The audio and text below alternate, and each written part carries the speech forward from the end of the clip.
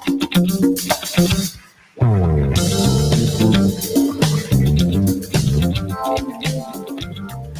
right, all right, all right. What's going on, y'all? What's happening, world? Welcome to the Life Malcolm Show right here on In Touch News, where everybody is a star. And as I always tell you, the biggest star is you. I'm so delighted to be on this platform, as you can tell by the smile on my face. And to that point, I must give a shout out to DJ CEO Daryl Johnson and Mrs. DJ CEO Tampa Bay Tammy, and express my deep and profound appreciation for making this thing possible, making this thing being In Touch News and um, uh, the Life Malcolm Show. And look, tonight we finna talk. That's what we're gonna do. It is a show. We talk on the show, so it's a talk show. So we're gonna talk. We don't necessarily have a particular theme, but if you follow me on Facebook or anything like that, if you don't, you should. You might learn some things. Maybe you feel more courageous online, and Mike can say some things, and I can address them there, what have you. But yeah, tonight we just talking. A lot of stuff going on today. I bet you don't even know what is significant about history, so to speak, African history, on this day. Like what happened on this day in African history that makes this day a day we should remember. I'll wait. I don't hear nobody calling. All right, then. So I'm going to take it that you don't know what makes today significant in our history. I'm sure you know what makes 2 days ago significant in our history. That, of course, being the assassination of the great, what they call civil rights leader. But I want to say the great orator and courageous young man who died, was killed young, didn't make 40, 39 years old. I'm 46. 39 years old. I'm talking about the Reverend Dr. Martin Luther King Jr. Of course, you know that he was murdered by this government, by the United States government on April 4th, 1968. That was such an incredible thing for many people in this country and around the world, that when this government shot and killed little Bobby Hutton on April 6, 1968, just 2 days later, 2 days after they murdered, the same government murdered Martin Luther King Jr. A lot of people, they kind of went under the radar, if you will, for many people, because we were still recovering from the horrible attack on our brother Dr. King. Were you able to get little Bobby up for him? Okay. We're gonna put a picture up of little Bobby at some point in the show so you can see him. But little Bobby Hutton, you talking about young? Now Dr. King, he got it. He was born in 1925, right? Yeah, 1925. And so the Rosa Parks thing popped off in 1955. Y'all help me with the history, man. I might trying to keep a lot of numbers in my head these days, so I might be wrong. But I believe Rosa Parks made her stand, if you will, but her sit down, her refusal to stand on in 1955, and that, of course, is what pulled Dr. King into the kind of political spotlight that he struggled in for the remaining part of his life. Thank you so much. And so, oh yeah, DJ cut the music. I have to say, big ups, big shout outs, big thank yous to the always super duper incredible and helpful and All the other amazing things I could think of to say about art is true. Things are true. Just yeah, just an incredible force behind these boards, making it possible for me to look almost smart. And like I know what I'm doing because I don't. And you see me fumbling, but it's okay because we're working through this together. But yeah, they shot and killed King on April 4th. Oh yeah, he was 30 years old. If somebody can fact check me, but I'm believing that I know he was born in January 25, and then he got pulled into this political spotlight. I believe it was 1955, 30. But little Bobby Hutton, 17 years 17 years old when he stood with the organization that you know as the Black Panthers, but it was the Black Panther Party for self-defense. You understand me? And so, and that's important to say. That all we wanted to do was defend ourselves in this organization. I can give you a little bit of history about the organization, but we have a lot to talk about tonight, and I don't know if I'm gonna talk about. We'll see. We might backtrack on that, but we what we gonna say right now about little Bobby Hutton is he is one of, some say the first.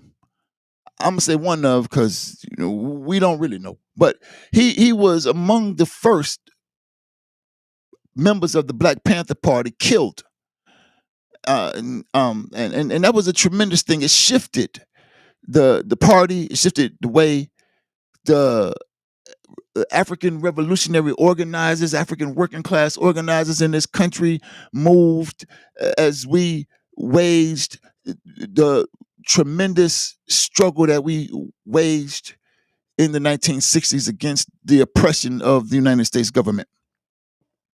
You you should know about Lil Bobby Hutton.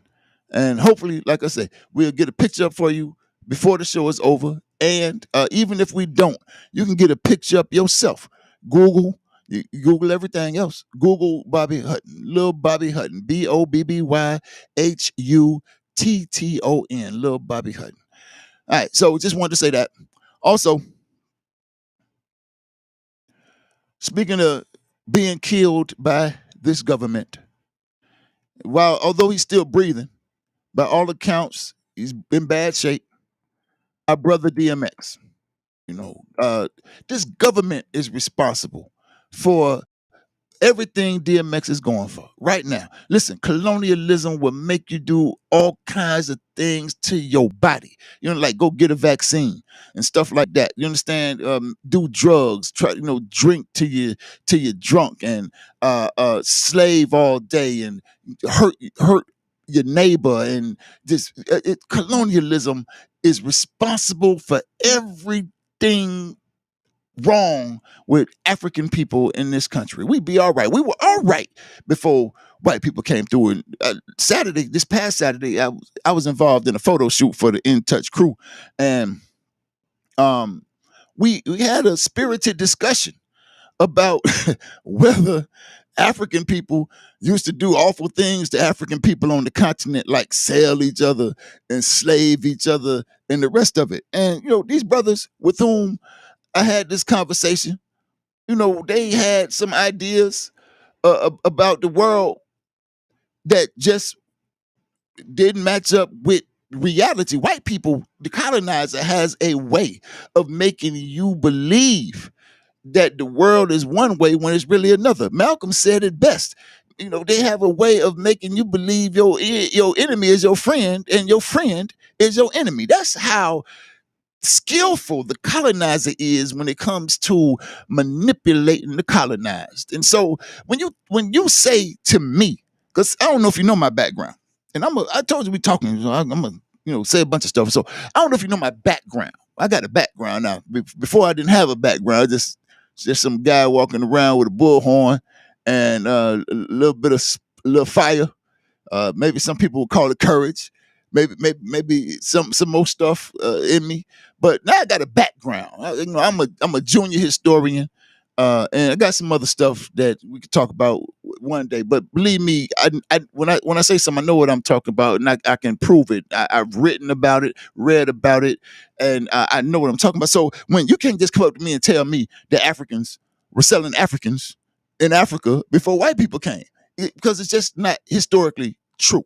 You got to show me by some kind of record other than some white person says so. You have Eurocentric views of history, and you have Afrocentric views of history, and maybe those views, both of those views are extreme at times in their interpretation of the world. But what neither of those things can escape is the record. And so we have a record of trade items in Africa before white people showed up. We have that record. People traveled the country, the continent of Africa, and wrote things down about their experience. And they would talk about trade items like gold, palm wine, palm oil, cassava, you might call it cassava, cowrie shells, goats, a yam. It wasn't no damn people. It wasn't no people trading no people until white people showed up. Now, if you could show me in the record in African history prior to 1850, and then although white people showed up to Africa and started raping our continent long before 1850, if you can show me prior to 1850 when white people began to colonize Africa, if you can show me where there's a person on the list of trade items in the record, I send you $100 right now. Oh, I cash up it to you right now. So get on here and message me, show me something that has a verifiable, reliable source. And so, yeah, no, that's just not true. And then when you say, well, the African people used to enslave each other, okay, imagine that. How the hell? I don't know if y'all remember, slavery is a hell of a thing. It's such a thing that it took the utmost brutality to pull off. Do you know that? They used to beat us with whips, lock us in chains, right? Manacles, hands, and feet. Guess what? And they had guns. Yes, they did. Yes, they had guns when they came to the continent of Africa. They called it a tuo. In some places on the continent, a tuo, ETOU, and the tube that smokes. And Africans were fearful of this thing because they saw how it would rip flesh from an African's body. And yeah, so this gun been around for a while, and so this gun and these whips and Africans did not have that. No, we didn't have that before. We white people, you should know, would brand us. So this my African, this my piece of property. Africans, although we were smelting iron in Moreau in the maybe even in the 18th century, we did not manipulate the iron that we smelted into things that would make manacles and shackles and chains and branding iron. So when people come up to you and try to tell you stupid stuff like African people used to enslave African people, you ought to tell their ass they got to prove it. Show the record. How? Yeah, how? Because they can't do it. What happened is white people who only worked with each other, and still right now can only work with each other based on some kind of exploitative relationship, some kind of get something from you at some kind of extreme cost. When they showed up to Africa and saw us working with each other, not for each other, working with each other, carrying large stones to build pyramids, doing whatever it was we were doing to make our stuff work. They could only, in they colonized mind, they white mind, understand interpret our labor relationship as the same, as being the same as their exploitative labor relationship, and it just was not so. And we can prove it. We can do it anytime you're ready. But right now, what we got to do is take a break. Look, this is the Life Malcolm Show. We right here on In Touch News, www.intouchnews.com.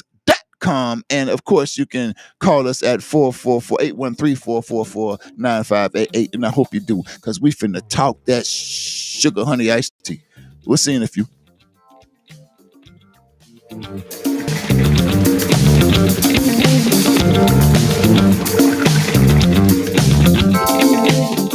Call Ricky. Ask Ricky. You need medical or a lawyer? I got the man to do the legwork for you. We tried the other ones before, so believe me. 100 dial 813-248-6300. Everything gon' be okay. Call Ricky, he coming. He take the kids in the Florida, grab up from the sundown. 184-361-RICK. That's 184-361-425. Never word from the point forward, just decline. Just ask Ricky, push your voice statewide. Just in case you missed it, I'ma tell you one more time. 184-361-RICK. Call Ricky, ask Ricky, is a legal medical referral service. The doctors and lawyers on our network are trained in handling auto injury claims and giving you the best medical treatment and recovery. Dial 1-844-361-RICK. That's 1-844-361-7425. Ricky. Ask Ricky. All you sports fans, tune in every Monday morning to listen to Mic'd Up Mondays with Michael Clayton. You don't want to miss this. On In Touch Radio.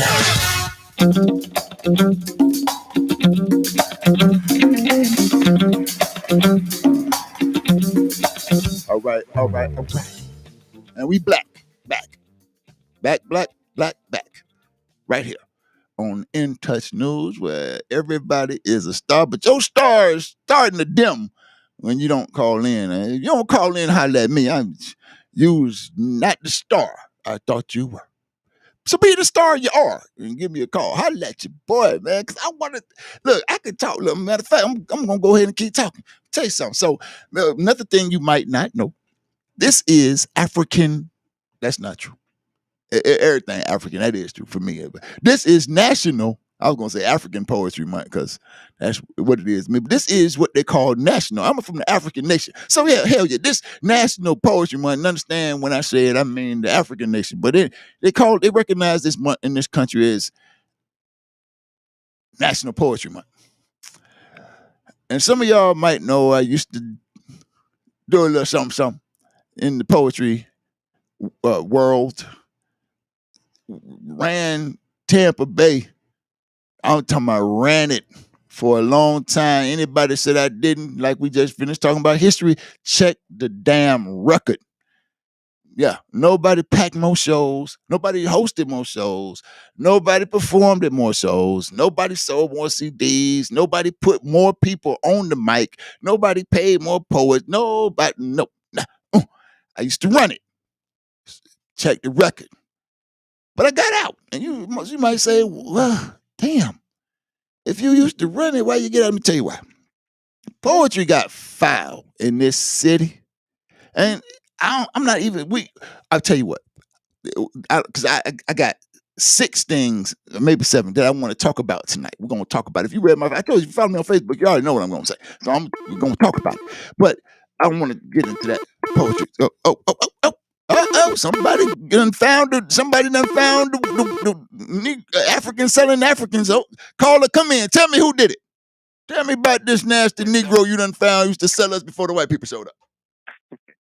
Hey, this is Joe from Tampa. What's up, guys? I can't hear you, caller. Maybe it's on my end, but say that. You hear me better now? Yeah, a little bit. Like I said, it might be on my end though. But go ahead, caller.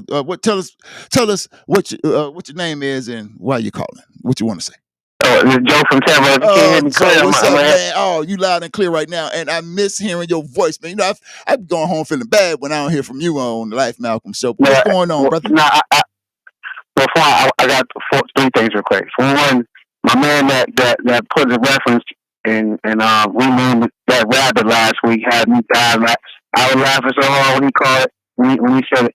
That rabbit just got me thinking different, you know. Yeah. But that was funny. But I want to bring back, like a couple weeks ago, man. I heard you. I really appreciate when somebody used the word human capital for Black people, and I heard that conversation, and I was so proud of that because you made that professional say, you know what, I'm not going to talk that. To me, that's talking bad, not intentionally, but let's not dumb down conversations. So when the young lady, the doctor used that word about human capital, and then when obviously how you do, you explain something to her, she said she'll never do that again.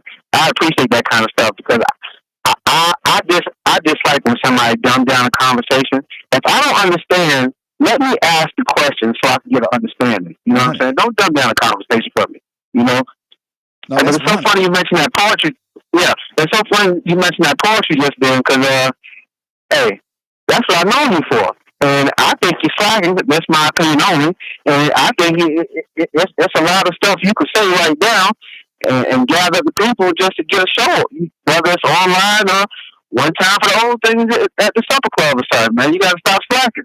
Yeah, man. Look, brother, I appreciate that. I don't know if I'm gonna ever come out of that phone booth with the cape on again, but who knows? Okay. I also cannot predict the future, man. Time will tell. But I tell you this, brother, I'm so delighted that you called in and shared these words. I'm glad that you enjoying the show and keeping up with it, even though when you don't call. But look, man, I need you to call because if you don't call, it just ain't the Life Malcolm show. It is the Life Malcolm show ain't the same without Joe. So I mean, that's my word. Can I say one more thing? Yeah, Like go ahead. I don't remember the young guy, the fellow you talking. My ignorance is I don't know who Bobby Hutton is. When you mentioned that, I'm like, I heard that before. I have no idea who the hell that is. Yeah. So and then with the that Fred Hampton movie they did. Yeah. See, I would hope somebody else, the Hollywood. It ain't got to be Hollywood. Our people, black somebody. It's time to tell the Marcus Garvey story. Oh, and keep on going and just push it some more. And we get more awareness and all that woke stuff. No, we're supposed to be like that. 100. We ain't got to worry about all that stuff. Yo, we got to piggyback. you Yes, see sir. the shirt, right? You see the shirt? I'm not on YouTube right now. I got a bad. I'm on. Okay. All right. Yeah. I'm gonna look at it. When you go back and look at it, I got on my Marcus Garvey shirt. I got what I call my teach shirt. I got on my teach shirt, and they say they ain't teach us about Garvey because they ain't want us to know we don't need them or something like that. They say. And you know what's so funny about that, life? Just how when Black Panther came out, they didn't know how big that movie was. Ooh. Then they put your boy who never started it. I never seen Black Panther, but hold on, Joe. Let me ask you. Now, when you say Black Panther, are you talking about Panther that Mario Van Peebles did, or are you talking about Black Panther, the one with the cartoon thing, the Marvel comic? Marvel comic? No, I'm talking about that Marvel comic. Okay, but I'm saying that when you seen how big that movie was, whoever started that, Michael B. Jordan or somebody, you see how they put that next movie out? Yeah. That Fred Hampton story did so good. Where's the next movie? Somebody, you know what? Hey, we working on this.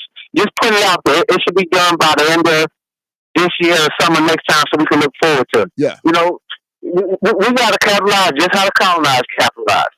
Yeah. Hey, that's 100 because the revolution is, economic. We got to be in control. The politics is economic. We got to be in control of our own resources, and that's it. Period. So yeah, I'm with you 100%. But man, look, man, I'm finna go ahead and talk. I'm finna go ahead and talk to Sugar Honey Iced Tea, man. Let me move on. Next week, man. Man, I'm looking forward to it, brother. All right, to be continued. All right, brother. So, man, I really appreciate Joe calling in. Dope. So, you remember where I was? What I was saying, but okay, listen. So, poetry. I was talking about this poetry stuff, and so this is National Poetry Month, and so I think about artists like DMX and myself and others, man, who gave everything we had to our art form when we were in the height of our journey, so to speak, on that road. And man, it can be taxing, draining, it can be rough. And so it was easy for me to get out after so long. So but I did want to raise that idea of National Poetry Month. Now, since my man Joe brought up Marcus Garvey, this ain't my favorite market, my favorite teach shirt. And by the way, you know what? I don't get on here and promote myself, promote my stuff, because this really is about me. But I just said this thing is about economics. So look, man, go to shirtsforthoughts.com. I bet you find something that you like. Shirtsforthoughts.com. It don't matter if you spell it with a number 4 or the FOR4. It's gonna get you there. Shirtsforthoughts.com. You're gonna find teach shirts. You're gonna find reparations now shirts, or no, reparations matter shirts, no pig shirts. Oh, I got that, just gave me a new idea. Watch what I do. No pig you dig shirts. But watch, ooh, watch what I come up with next. But so yeah, um, um, yeah. So my Marcus Garvey shirt, man. I'm rocking this because it's so much about us that we don't know, and so much about us that we need to know, and so much about us that they did not teach us because they know we need to know, and know how much our ignorance to our history binds us to this miserable condition in which we live. And I'm about to talk about some of those things now. Are you ready? All right. We finna go with number 1. So so what I'm doing right now is I'm gonna tell y'all some stuff I posted on the Facebook. Oh, and one more current event thing. I gotta shout out. Look, Steve Harvey did too much damn talking in the versus battle, but the versus battle was dope. I really enjoyed the versus battle between Earth, Wind, and Fire. Earth, Wind, and Fire and the Isley Brothers. Man, boy, that doggone Verdine hair was laid down. Boy, I mean, you ain't see it. You got to go back and watch it. And I'm talking about they played so many classics, so many hits. Man, it was dope. Man, I really, really, really enjoyed myself. Okay, so finna talk about it. Let me talk about it. I'm finna talk about it. All right. Here. Okay. So yeah. So I posted on Facebook that I haven't been able to get on Facebook and share like I used to when I had a more lenient, more flexible, more forgiving schedule. But I got 6 things that I want to talk about. We're gonna get through. I'm gonna read 1 and 2 because I only got a few minutes before we go to break.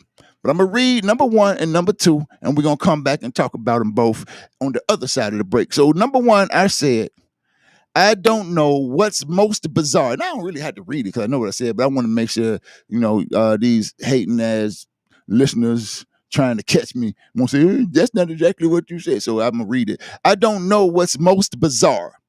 People believing a paper thin mask will protect them from the colonial virus. That's A. B.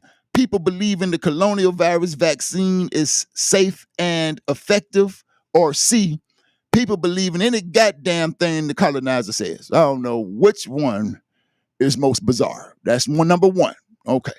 Number 2, I said, the colonizer does not love the African petty bourgeoisie. The colonizer needs the African petty bourgeoisie. That's why the colonizer discards them niggers like trash when the colonizers through using them niggers. Now, I said it, I meant it, and I mean, we got some examples of that. Some recent examples right here in this city. How they just use a nigger. They don't love him. Soon as he say something that they say he can't say, he got to go home without a paycheck in the future. So I mean, we're gonna talk about number 1 and number 2. So I hope when I say we, I hope you're gonna call in and participate in the discussion. But yeah, I'm so sick of the look. Okay, look. Let's say, all right. I am not saying that D-mask don't work. I'm not saying it don't. I don't just think it's an incredible kind of idea, concept, that you put this piece of thing on your face and this is gonna protect you from the viruses or the virus. I don't know, maybe it's just that one. I think it's just crazy as hell. And then somehow if people think if they get this shot that is gonna be safe. I mean, I'm talking about they ain't never come up. They don't have no evidence. They don't even know how long the thing worked. They don't even know if it worked for a year because it ain't been out a year. And people are going to get it like, and then how the hell do you believe anything the colonizers say? They been lying to you since they told you Jesus was white. And you know I'm right. And you know I got to go. But I'll be back with some more right here on the Life Malcolm Show. Hey, a little bit of poetry. All right, then. All right, look. Stay tuned right here on In Touch News. Yeah, call in on the other side of the break if you will. We'll see you then.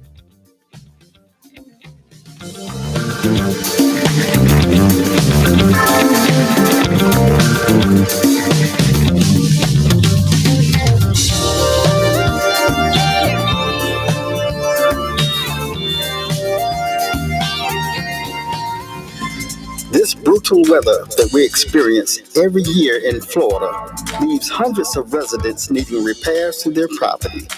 If your home has been damaged or needs remodeling, leave it to the professionals. Call Reeves Building, Plumbing, and Roofing. 813-238-6197. That's 813-238-6197. Reeves Building, Plumbing, and Roofing have been serving the community for 43 years. Reeves Building, Plumbing, and Roofing is a proud sponsor of Jazz at Miss Connie's house.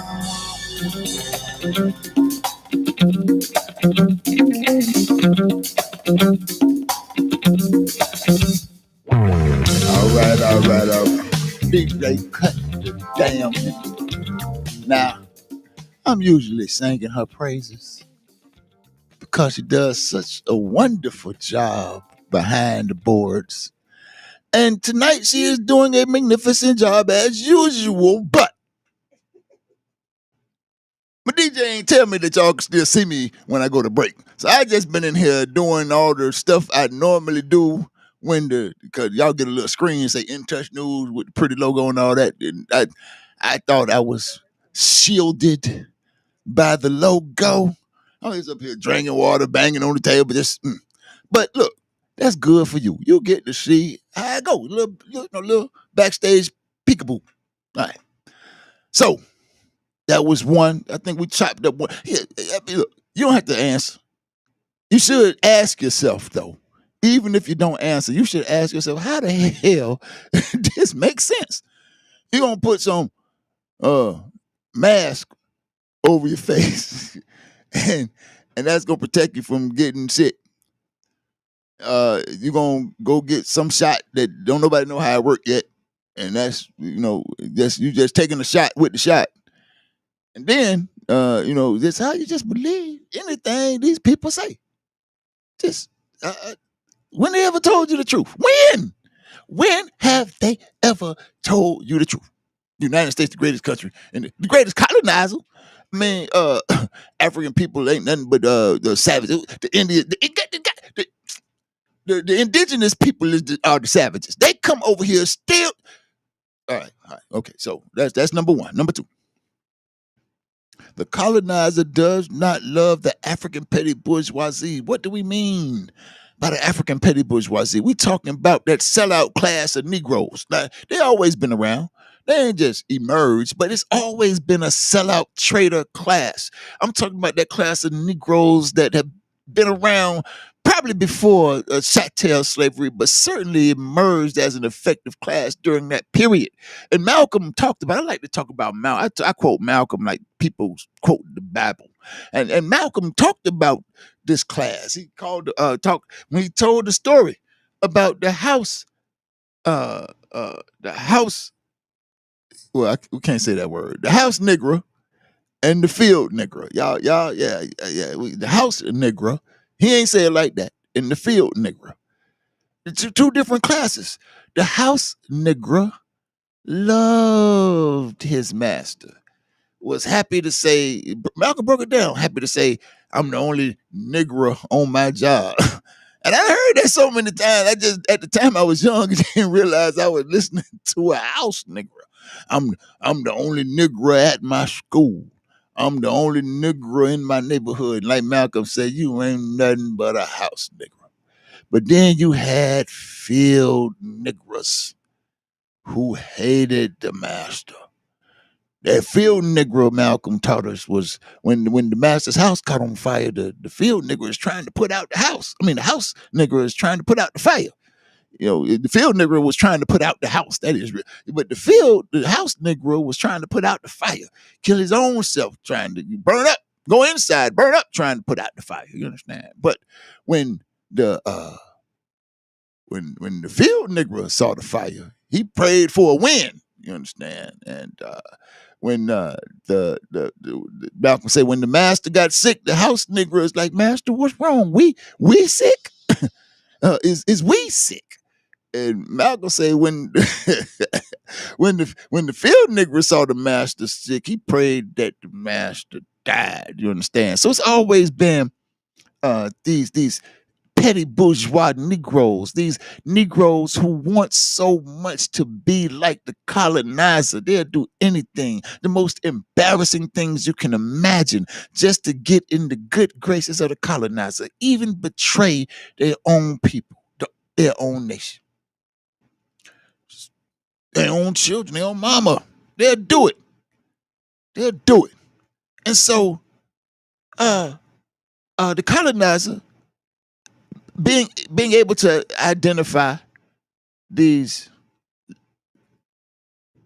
pieces of this particular class, learn how to capitalize, build on, exploit that class, learn how to use that class against us, turn them into police, turn them into professors, preachers, put them in places, make them. Malcolm taught this too. You know, make them prominent, and make people want to follow him and stuff like that. While the real revolution, the real education, the real work, the real science of overturning this foul, stinking, nasty social system rests with the working class.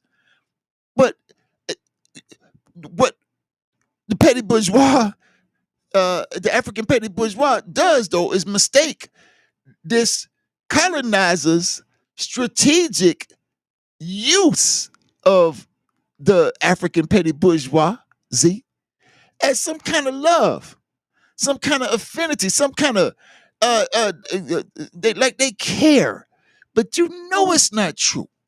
Come on now, how many times you seen the colonizer discard the African bourgeoisie when they done using them? After you can't run the football for them no more like they wanted to, they accuse you of killing white people like OJ. I ain't saying he didn't do it, but I'm just saying. They turned their back on old man. They talking, but they put the juice through the juicer.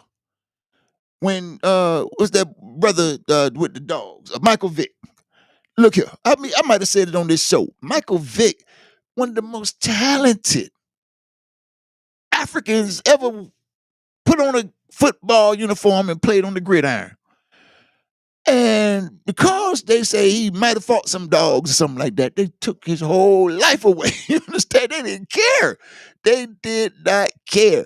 People get paid millions of dollars, if not billions of dollars, to fight people. They put people in a square and make the people fight the people and get paid big bucks.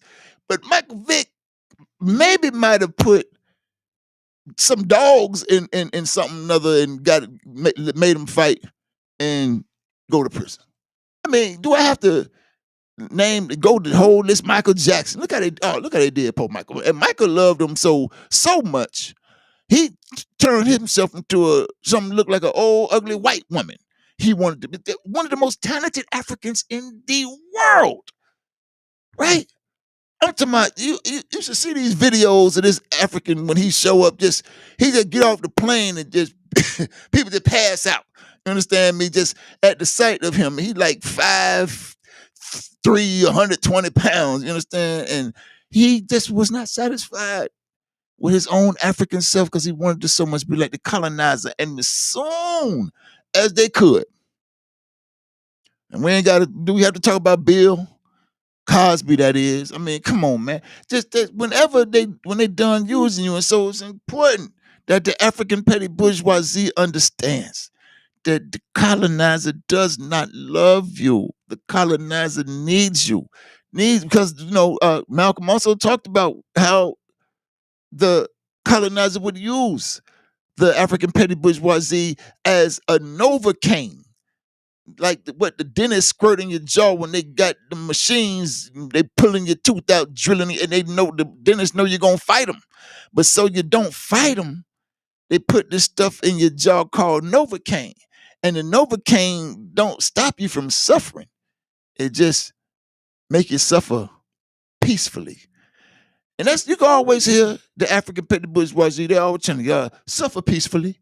They kill your child, suffer peacefully. They kill your mama, your daddy, suffer peacefully. They whatever attack they launch on you, it's okay. Suffer peacefully. And but when they done with them, when they were done with and yes, Martin King came from that bunch of the African petty bourgeoisie. Man, I ain't even got the 3, 4, 5, 6, 7. All right, talk a lot. All right, okay. All right. So my producer let me know got to go to break. So I'm gonna skip some of these then because okay. Let me pick which one we're gonna talk about. All right, okay. All right. Well, maybe I can't skip. So I'm gonna just run through it. I just want to discuss them. So I'm gonna say this. Since I was talking about Negroes, I got to talk about my man Delvin White. It's my dog. I ain't gonna say nothing, what I need to say about the African petty bourgeoisie is the African petty bourgeoisie and any petty bourgeois person can commit what's known as class suicide.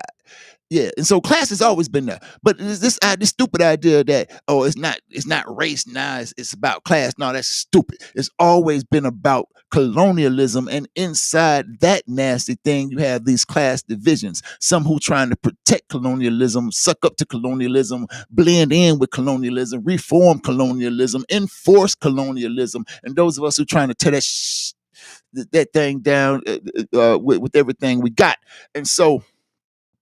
Um, um, um, but what you can do is commit class suicide. You have all these petty bourgeois aspirations, but come to the realization that that's not the way of the world. That is that's not the side of right. That the right side of history is standing with the oppressed people in the world against the oppressor, against exploitation, against colonial capitalism and the rest of it. And you can commit this class suicide. And so my man Delvin White, I know him since he was a child.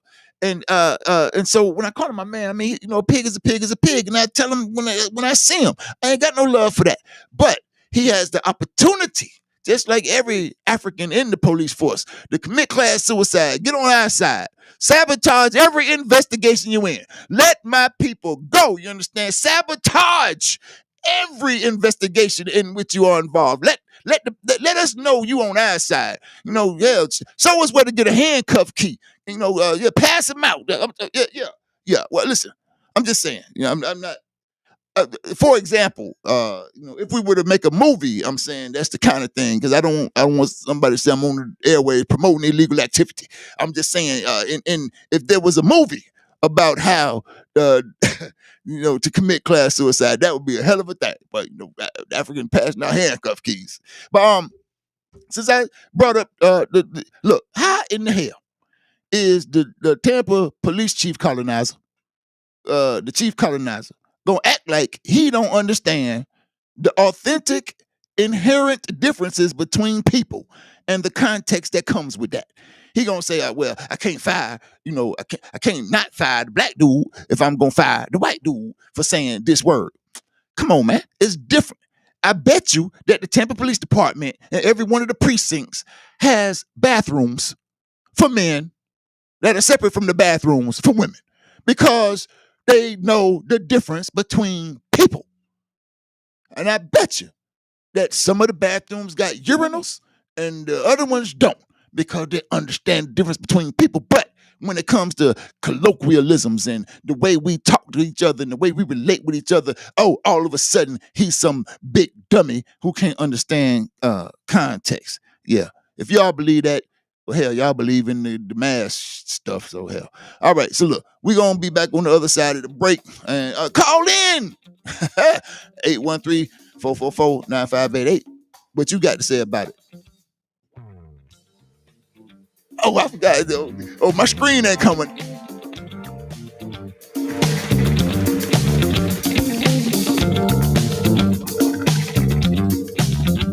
Who doesn't love being number one? When your team's dominating the standings, or your favorite band rocks the charts at number one, it feels good, right? Kind of like how it feels when you have auto insurance with State Farm. Because making you feel like number one is an honor your local State Farm agent takes seriously. Through the good times and not so good, your State Farm agent's proud to be here to help life go right. Call Herman White at 961-6661. That's 961-6661.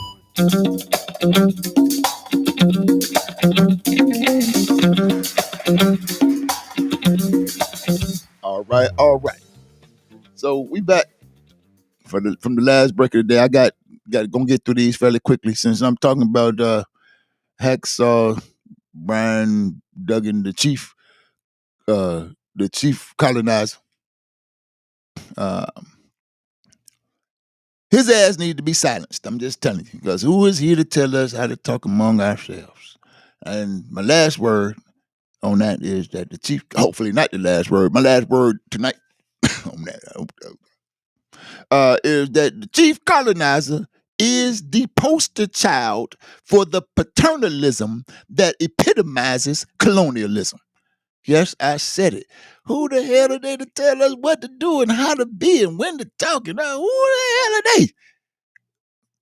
We can do it. We can make up our own damn minds. All right. So, on that note,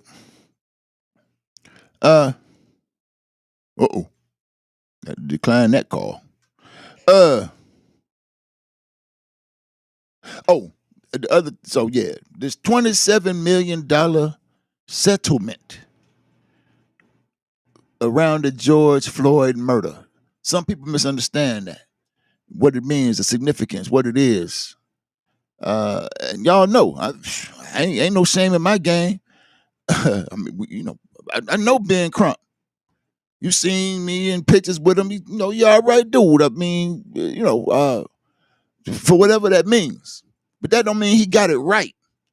That don't mean he's committed the class suicide that he needs to commit in order to make it clear he on the side of, let me say it, in order to make his separation from the colonizer clear and distinct to African working class people who may be confused about some of the moves he makes. Because I hear what people say about Attorney Crump. I do. But I also know Attorney Crump. But at the same time, it's your responsibility, no matter who you are, sister African, brother African, to make it clear to the people. I got to adjust my hearing aid, y'all. Hold on. Yeah. To make it clear to the people whose side you own. And it's not easy to do sometimes because the colonizer has done such a good job at confusing us about who our enemy is and who is our friend. But I want to say this $27 million settlement is no indication of how much the state values George Floyd's life. No, the reality is the state did not value George Floyd's life more than they did a damn counterfeit $20 bill. That's the reality. The $27 million payout, if you will, is an indication of how much the colonizer is willing to spend in order to protect the colony. How much the colonizer is willing to spend in order to make sure that your black ass don't rise up and rebel against them murdering us in the street like they did and showing it to us on TV every goddamn day. Yeah, that's what it is. All right. To that point, I told y'all before, and I'm going to tell y'all again. All this shooting and killing going on right here in the post I say in Tampa Bay, but anywhere in this country, all this shooting and killing going on in Tampa Bay is going to keep going on until we stop letting the killers walk around in our communities like living permission slips, to kill us. Kill the killers. That's my solution. I don't look here. If you get rid of the killers, you get rid of the killing. Now I know that might sound genius to you, but it's basic. It's basic. Look here. I mean, get rid of the roaches, you won't have no roaches. Get rid of the snakes, you won't have no snakes. Get rid of the snitches, you won't have no snitches. Get rid of the killers, you won't have no killing. I mean, I don't know about you. I've already been drafted into the ugly, wretched, nasty, nauseating club of parents with murdered children. It's an ugly club. Ugh. Hate being in the club, but I'm in the club. And trust me when I tell you, you don't want to be in the club. But you're going to be sooner or later if you don't participate in stopping the killing. And you know good and well, you can't pray enough to stop it. If you don't, you should. Like I said, look. DJ cut the music. I know. Maybe I told y'all this before. I don't know. But it's a because I don't know what y'all be thinking sometimes. Look, I'm not saying don't pray. I'm not saying don't pray. I'm just saying you got to do some other stuff. And tonight, as you see, we're not gonna get to a word from the word because tonight I just want to get some of these things off my mind and into your ears. And I had this awful revelation. I think I might have told y'all this before. And I'm gonna have to, I hope that the station owners will forgive me for, because I gotta say it just like this, just real fast. I'm gonna try to say it like that. But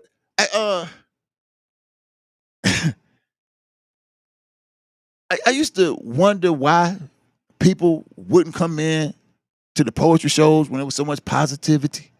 Used to wonder why people wouldn't come to the community organizing meetings when there was so much political education. I used to wonder why people wouldn't come out to the courthouse demonstrations when the courthouse was tearing our ass up every day. Look, I remember like downtown Tampa is popping now, but I remember when nothing in downtown Tampa was popping but the George Edgecombe Courthouse. Negroes were lined up around the corner.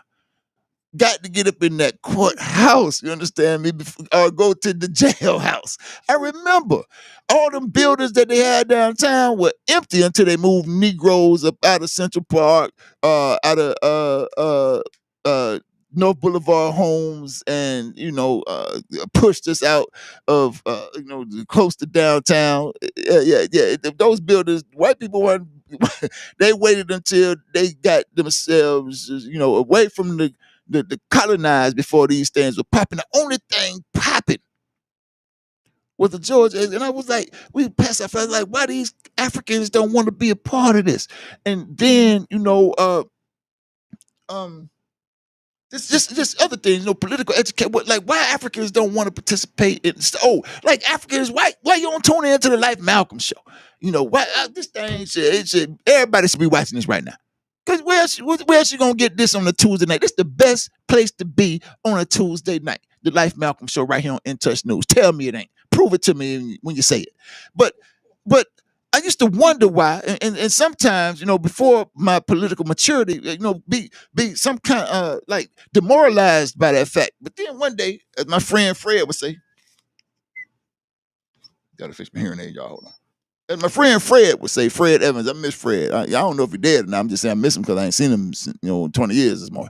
But man, it dawned on me. That's what Fred would say. He wouldn't say it dawned on him. He said it dawned on him. So one day it dawned on me that I live in a world where people, I might have said this on the show before, where people will rather buy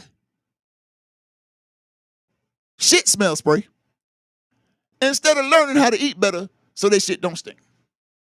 Now, look, we're not gonna do a whole lot of cussing on the show. You know I don't do that. But ain't no way I ain't finna sit up here and go to poop smell spray. No, because it don't have the same effect. You would rather buy the smell spray than eat right so your don't stink. Yeah. And when it dawned on me that I live in a world, because it hit me like I couldn't say it just dawned on me like it just passively happened. There were commercials about this thing. they got all the commercials. They got jingles and slogans and logos about all this smell spray. I'm like, who the hell buy smell spray? It got it on the shelves. I mean, ladies look somewhat half decent, admit to carrying it in their purse, but they won't eat right. So listen, you don't have to stink when you go to the bathroom. You don't. If you eat right, you don't. I promise you, I'm a living witness. Smell like fresh cut grass when I get done doing the Lord's work in there. Yeah, because I eat well. Drink my water, take my vitamins and my minerals. And I don't eat the colonizers' cuisine. You know what I'm talking about? That McDonald's, Burger King, Church Chicken, Popeyes, Bojangle, pick with all that. Yeah. Oh, hell no. No. So I'm no longer demoralized and discouraged. Just know that I am like every African worker out here, have tasks got my job cut out for me. Cause we're going up against a hell of a thing. This colonial machine, this colonizing machine is a hell of a thing. And we up against it. It's our responsibility to overturn it though. And not saying that, want to say as we get ready to close. We're getting ready to close. If you want to call in, you better call now. 813-444-9588. And if you don't, there ain't no problem with me. You probably in the bathroom with your smell spray. Or going shopping for it or something. But African internationalism is the only way, the only science, the only theory, the only philosophy that's going to free the African working class. I promise you that. Check out Chairman Omala Yeshitela, the African People's Socialist Party, the Uhuru Movement, the Black is Back Coalition for Social Justice, Peace, and Reparations, the Black Power Blueprint. See it for yourself, what it looks like to be organized for African liberation, preparing to govern ourselves because we can. So can't no chief colonizer tell us who can be in our community and who can't. Saying what we want to say and saying or what not, and policing us and what have you. African internationalism is the way, y'all. And yeah, let's build, man. Let's make this thing happen. Let's build this kingdom. Kingdom is coming. Be a part of it. And that's my time. I really appreciate you listening. I don't have to hope. I know I said something today that touched you, that taught you, that moved you. I hope you share this. I do have to hope this. I hope you share this with your family members, friends, and even some of your enemies, especially if you don't like them at all. They that this might make y'all friends. All right, so we'll talk in the future. Right here, same time, same channel. The Life Malcolm Show, In Touch News. I love y'all. Appreciate y'all. To be continued. Else.